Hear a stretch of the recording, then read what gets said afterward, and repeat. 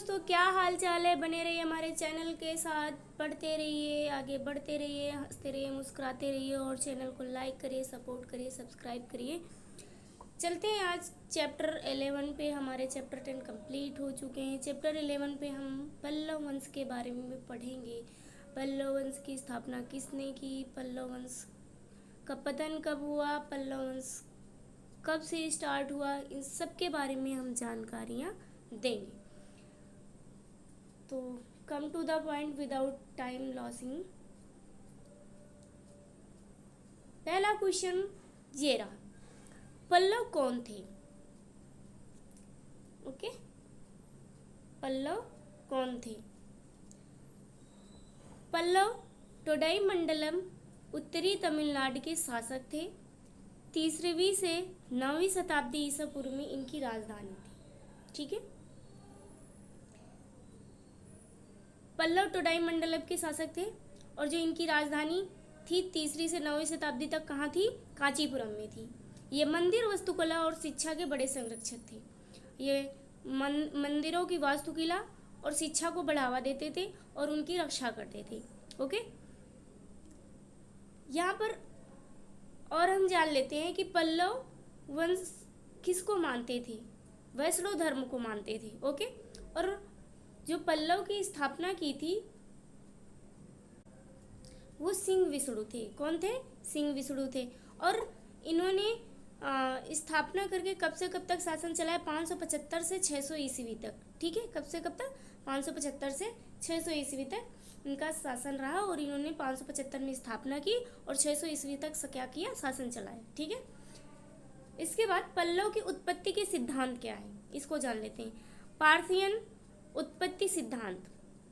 पल्लव को पार्थियन पश्चिमी भारत से संबंधित मानता है। यानी कि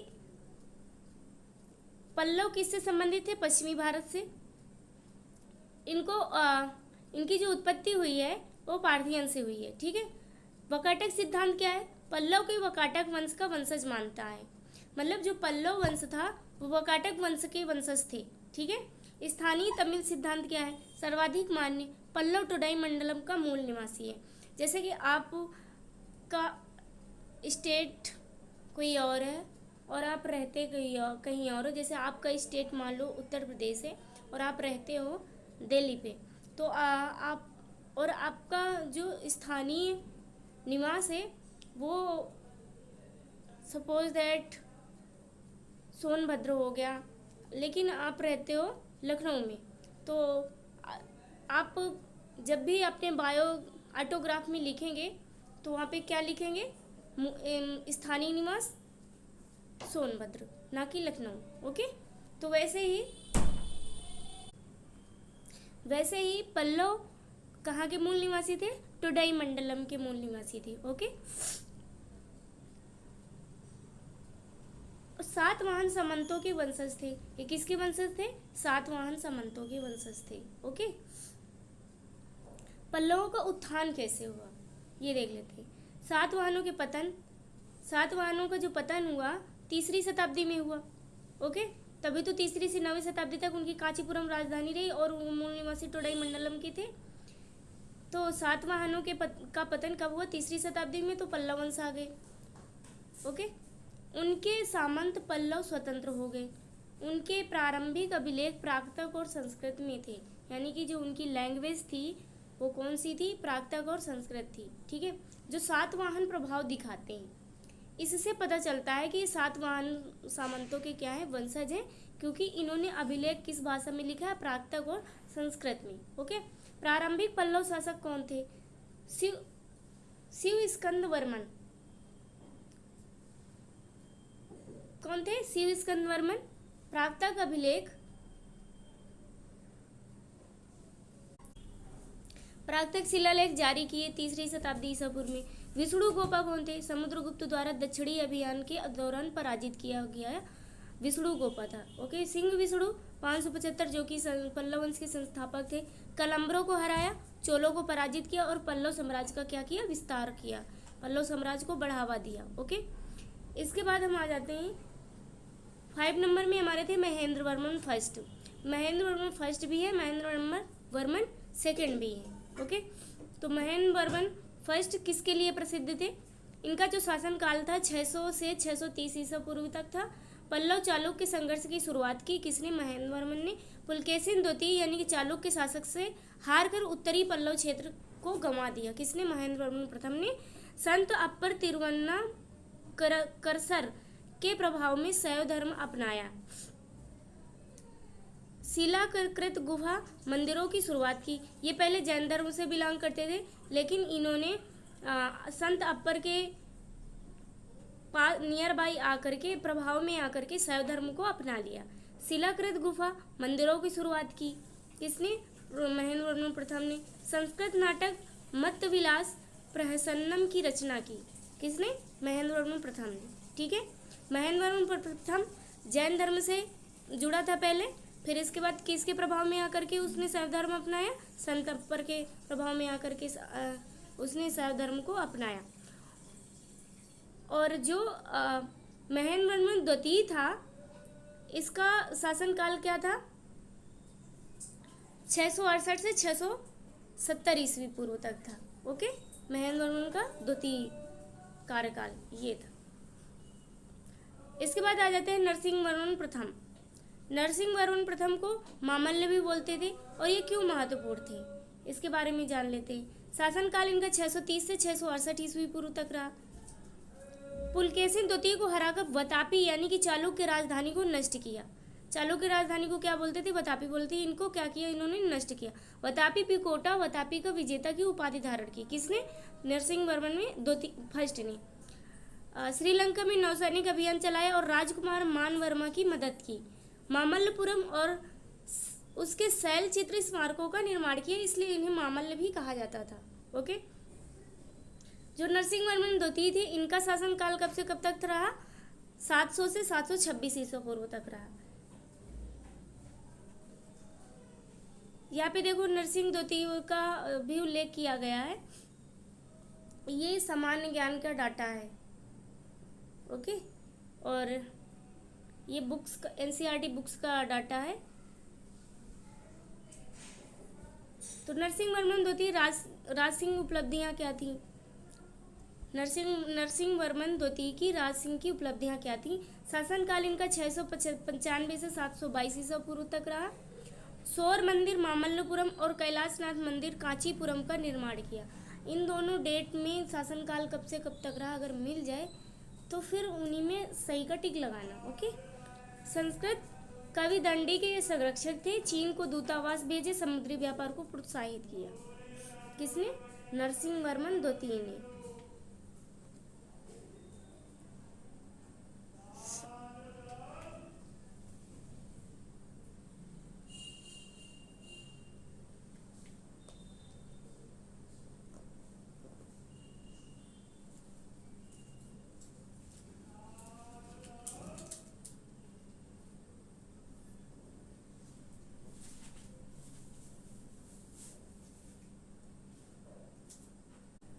नरसिंह वर्मन फर्स्ट के शासनकाल पे वेनसांग आया था।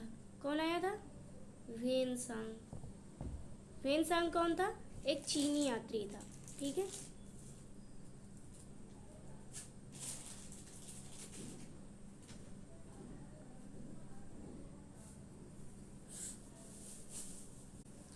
नरसिंह वर्मन प्रथम के कार्यकाल में एकास्मक मंदिर बनवाया था। एकास्मक मंदिर का निर्माण हुआ था। किसका? एकास्मक मंदिर का क्या हुआ था? निर्माण हुआ था। ओके, जिन्हें हम रथ कहते थे, क्या बोलते थे? रथ। ठीक है, जिन्हें हम रथ कहते थे, इसने क्या किया? निर्माण करवाया। रथ मंदिरों की संख्या कितनी है? 7 है। रथ मंदिरों की संख्या 7 है, और मंदिरों में सबसे छोटा द्रौपदी रथ है। सबसे छोटा कौन सा रथ है? द्रौपदी रथ।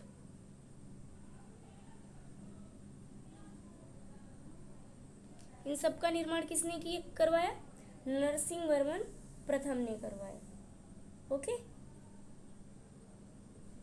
इसमें किसी भी प्रकार का अलंकरण नहीं मिलता।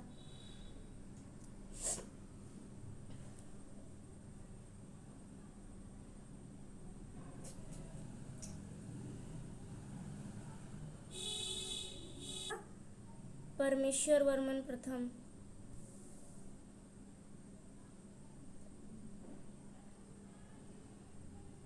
परमेश्वर वर्मन प्रथम, ठीक है। इसका शासनकाल कब से कब तक रहा? 670 से 700 ईसा पूर्व तक। 670 से 700 तक, 700 ईसा पूर्व तक इसका क्या रहा?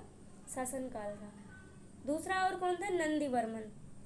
कौन? नंदीवर्मन सेकेंड।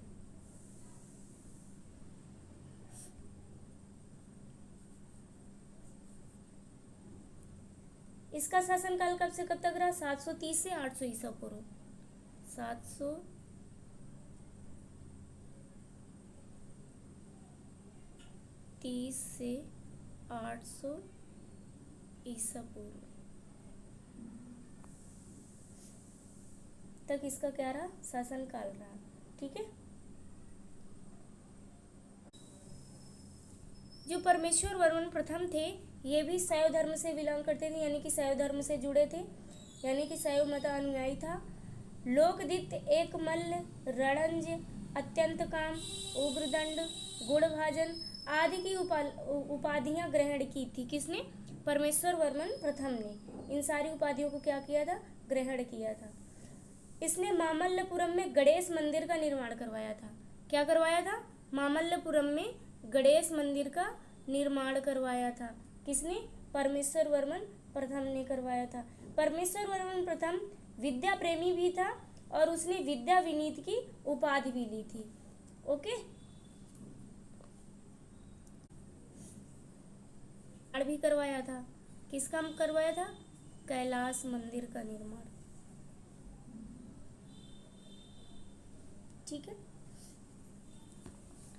इसे राज सिंह क्यों बोला जाता? क्योंकि वो सारे राजाओं में से सिंह था, मतलब बहुत ही शक्तिशाली था, इसलिए इसे राज सिंह बोला जाता था। और इसे आगम प्रिय भी बोला जाता था क्योंकि ये शास्त्रों का बहुत प्रेमी था। इसे और क्या बोला जाता था? आगम प्रिय। ओके,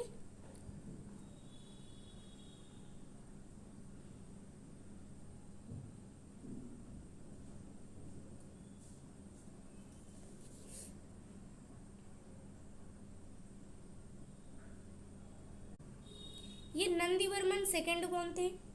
नंदीवर्मन एक शैव संत थे। कौन थे? शैव संत थे जो कि तिरुमलाई अलवार नंदीवर्मन सेकंड के समकालीन थे। कौन? नंदीवर्मन सेकंड। इनके बारे में बस इतनी जानकारियाँ, कुछ ज़्यादा खास नहीं है। ओके, यहाँ पे देखो लिखा भी है कि पल्लव वंश का पतन कैसे हुआ। अब चलो जान लेते हैं इनका पतन कैसे हुआ। अभी तो हमने सबके बारे में इंफॉर्मेशन ली कि कौन क्या करता था, किससे जुड़ा था और किस किस का निर्माण करवाया। अब देख लेते हैं पल्लव वंश का पतन कैसे हुआ। परमेश्वर वर्मन प्रथम, परमेश्वर वर्मन सेकंड, तो परमेश्वर वर्मन सेकंड और नंदीवर्मन सेकंड जैसे कमजोर शासक थे इसमें, इसलिए इनका ज़्यादा पल्लव वंश में उल्लेख नहीं मिलता। तो ये जो कमजोर शासक थे इनकी वजह से पतन हुआ। अंतिम पल्लव राजा अपराजित को चोलों ने 900 ईसा पूर्व के आसपास हराया। चोलों ने क्या किया? 900 ईसा पूर्व के आसपास पल्लव वंश को हराया।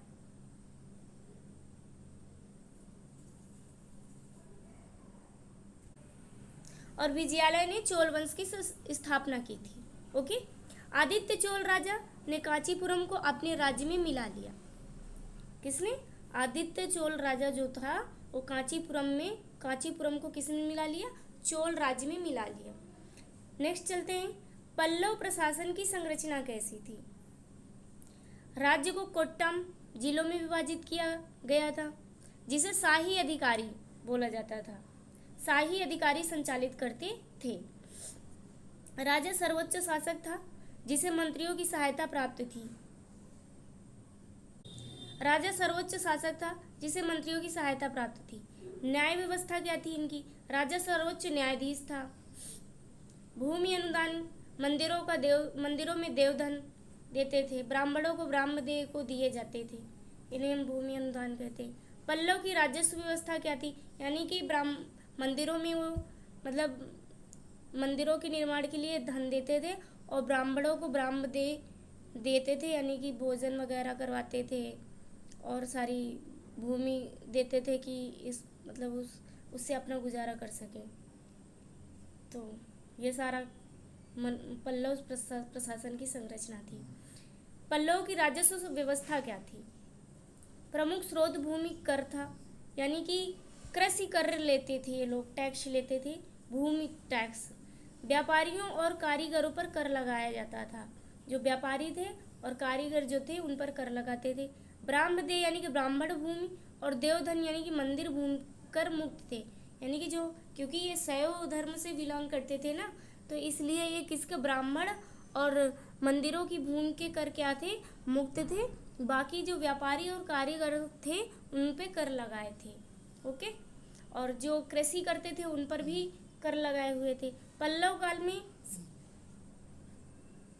समाज की स्थिति कैसी थी? अब हम समाज की स्थिति के बारे में जान लेंगे कि सोसाइटी में इनका क्या चलता था। जाति व्यवस्था कठोर थी। जाति व्यवस्था कठोर हो गई थी। ब्राह्मणों को भूमि अनुदान और सामाजिक वर्चस्व प्राप्त हुआ। भक्ति आंदोलन फला फूला। इसमें क्या हुआ? भक्ति आंदोलन फला फूला। ठीक है। शैव और वैष्णव धर्म इसमें मानते थे। बौद्ध और जैन धर्म का पतन हुआ। किसमें? पल्लव वंश में। पल्लव समाज में ब्राह्मणों की भूमिका क्या थी? मंदिर, शिक्षा, धार्मिक गतिविधियों को नियंत्रित किया। किसने? पल्लव समाज में। जहाँ पर भी ब्राह्मण धर्म को ज़्यादा जोर दिया गया होगा, ब्राह्मण जाति को, वहाँ पर जाति व्यवस्था कठोर ही होगी। ओके, कहीं भी आ जाए। सलाहकार, पुरोहित और जमींदार के रूप में कार्य किया गया। उत्तर वैदिक काल में देख लीजिए, वहाँ पे भी आर्य यानी कि मंदिरों का निर्माण, मंदिरों का उल्लेख किया और वहाँ भी ब्राह्मण धर्म को ज़्यादा जोर दिया, तो वहाँ भी जाति व्यवस्था, वर्ण व्यवस्था आ गई। ऋग्वैदिक काल में ब्राह्मणवाद नहीं था, तो वहाँ पर देखो जातिवादिता नहीं थी। तो इसलिए जहाँ पे भी ब्राह्मणवाद आएगा ना, वहीं पर जाति व्यवस्था क्या हो जाएगी? कठोर हो जाएगी। भक्ति आंदोलन तमिलनाडु पर क्या प्रभाव पड़ा? ये मतलब कॉमन है, मतलब ऐसा किसी भी हिस्ट्री में मतलब बैकग्राउंड में उठा के देख लिया जाए तो ऐसा दिखाता है, वो मैं नहीं बोल रही। ओके, भक्ति आंदोलन का तमिलनाडु पर क्या प्रभाव पड़ा? नयनमार शैव धर्म से थे। अलवार वैष्णव संतों ने इसे बढ़ावा दिया। ठीक है, जैसे नंदी वर्मन, ये भी वैष्णव थे, वैष्णव संत ही थे। अप्पर जी थे, ये भी वैष्णव संत ही थे। तीन लोगों ने भक्ति आंदोलन को क्या किया? बढ़ावा दिया, यानी वैष्णव धर्म को क्या किया? बढ़ावा दिया। संत कवि जैसे अप्पर हो गए, सुंदरर, अलवार ने मंदिर पूजा को लोकप्रिय बना दिया। शैव और वैष्णव धर्म मजबूत हुए। ओके, पल्लव समाज में महिलाओं की स्थिति कैसी थी? अब महिलाओं की स्थिति के बारे में जान लेते हैं। कठोर जाति नियमों के कारण महिलाओं को अधिकार सीमित थे, यानी कि उनको शिक्षा का अधिकार भी नहीं था, उनको हर चीज़ में उनको घर के चार दीवारी पे रहना था, वो किसी भी सभा में भाग नहीं ले सकती थी, और देवदासी प्रथा भी प्रचलित थी। ओके, किसमें? पल्लव समाज में। महिलाएं भक्ति काव्य में सक्रिय थी, जैसे अंडाल, लेकिन जो भक्ति काव्य थे ना उसमें सक्रिय थी। कांची में स्थित घाटिका क्या थी? कांची में स्थित घटिका क्या थी? एक प्रतिष्ठित शैक्षिक संस्था थी। ओके, इसमें भारत और दक्षिण पूर्व एशिया के विद्वान आते थे। किसमें? कांचीपुरम में। ठीक है, जो प्रतिष्ठित शैक्षिक संस्था थी उसमें भारत और दक्षिण पूर्व एशिया के विद्वान आते थे पढ़ाने के लिए। ओके, पल्लव काल के प्रसिद्ध विद्वान कौन थे? दांडी संस्कृति कवि थे, दंडी वो संस्कृति कवि थे। नरसिंहवर्मन सेकंड के दरबारी कवि थे। भारवी कीर्तार्जुनीयम की रचना की थी। पुरंदेवनार महाभारत का तमिल में अनुवाद किया था। तमिल में अनुवाद किसने किया था महाभारत का? पुरंदेवनार। पल्लव वास्तुकला के प्रमुख योगदान क्या है? द्रविड़ मंदिर वास्तुकला को 4 चरणों में विकसित किया। गुफा मंदिर महेंद्रवर्मन प्रथम, मंडकपट्टू, वल्लम, ये सारे द्रविड़ मंदिर वास्तुकला के रूप में विकसित किए गए। आकस्मिक रथ नरसिंहवर्मन प्रथम, मामल्लपुरम के पंचरथ थे।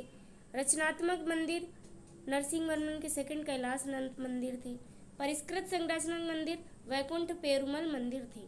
ओके, पल्लव की विरासत क्या है इसके बारे में जान लेते हैं। द्रविड़ मंदिर वास्तुकला की नींव रखी किसने? पल्लवों ने। भक्ति आंदोलन का उत्थान किया। संस्कृत और तमिल साहित्य को संरक्षण दिया। व्यापार, शिक्षा और धर्म को प्रोत्साहित किया। पंचरथों का महत्व क्या है इसके बारे में जान लेते हैं। महाभारत के पांडवों के नाम पर रखे गए पंचरथों का महाभारत के पांडवों के नाम पर रखे गए पंचरथ नाम, ठीक है। विभिन्न मंदिर शैली प्रदर्शित करते हैं ये। मामल्लपुरम यानी कि 7 मंदिर शैली प्रदर्शित करते हैं। मामल्लपुरम में स्थित है। ये कहाँ पर स्थित है? मामल्लपुरम में, ठीक है। और किसके शासनकाल में? महेंद्रवर्मन प्रथम के शासनकाल पे स्थित किया गया था। गंगा अवतरण शिल्पकला क्या है इसके बारे में जान लेते हैं। भारत की सबसे बड़ी ओपन एयर रॉक रिलीफ है। इसे अर्जुन तपस्या भी कहा जाता है। प्रसिद्ध पल्लव मंदिर कौन थे इसके बारे में जान लेते हैं। कैलाशनाथ मंदिर कांचीपुरम में था। सबसे पुराना संरचनात्मक मंदिर है ये। कौन? कैलाशनाथ मंदिर। सौर मंदिर मामल्लपुरम में है। ये दक्षिण भारत का पहला पत्थर निर्मित मंदिर है, यानी कि सबसे पहला अगर पत्थर निर्मित मंदिर कोई बना तो वो सौर मंदिर है, जो कि कहाँ पर स्थित है? मामल्लपुरम में स्थित है। मामल्लपुरम का नाम आ जाए तो भाई नरसिंहवर्मन फर्स्ट को याद कर लेना, ओके। और कैलाश मंदिर का नाम आ जाए तो नरसिंहवर्मन सेकंड को याद कर लेना। ये सबसे पुराना संरचनात्मक मंदिर है कैलाशनंद मंदिर। पल्लव कला ने चोल वास्तुकला को कैसे प्रभावित किया? चोल मंदिर निर्माण परंपराओं को प्रेरित किया। प्रवेश द्वार और मंडपों की शुरुआत की, ठीक है। मूर्तिकला में पल्लव का योगदान क्या थे? देवी देवताओं और जानवरों की यथार्थवादी नक्काशी मिली। कथा कथानक रिलीफ पैनलों की शुरुआत किया गया। संगीत पर पल्लव प्रभाव क्या था इसके बारे में जान लेते हैं। कुडुमियान मलाई अभिलेख में संगीत स्वरों का उल्लेख किया गया। इसमें महिलाओं की भी भागीदारी थी। अलवार और नयनवार संतों ने धार्मिक भक्ति गीत रचे, ओके। किसमें? पल्लव वंश में। चीन के साथ पल्लव संबंध क्या थे इसके बारे में जान। नरसिंहवर्मन द्वितीय ने व्यापार और कूटनीति के लिए चीन को दूतावास भेजे। ठीक है। ये इनके चीन के साथ संबंध थे।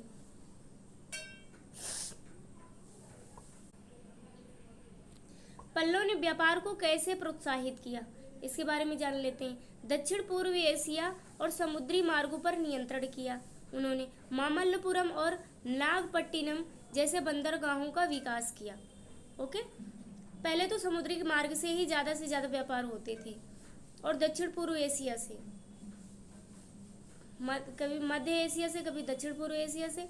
और ये तो दक्षिण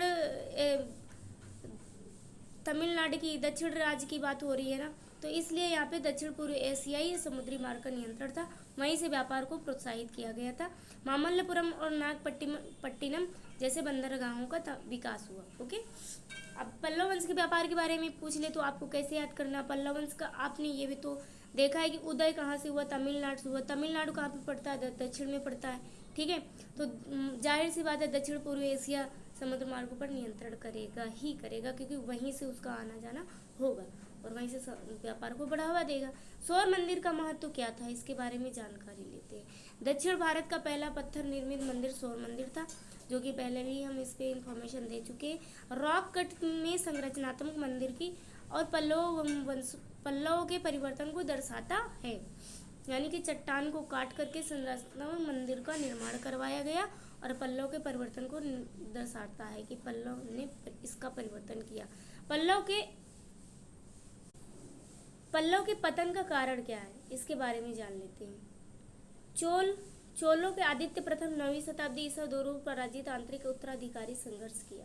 ओके, इसके बारे में हमने पहले भी बोल दिया था। पल्लव विरासत क्या है?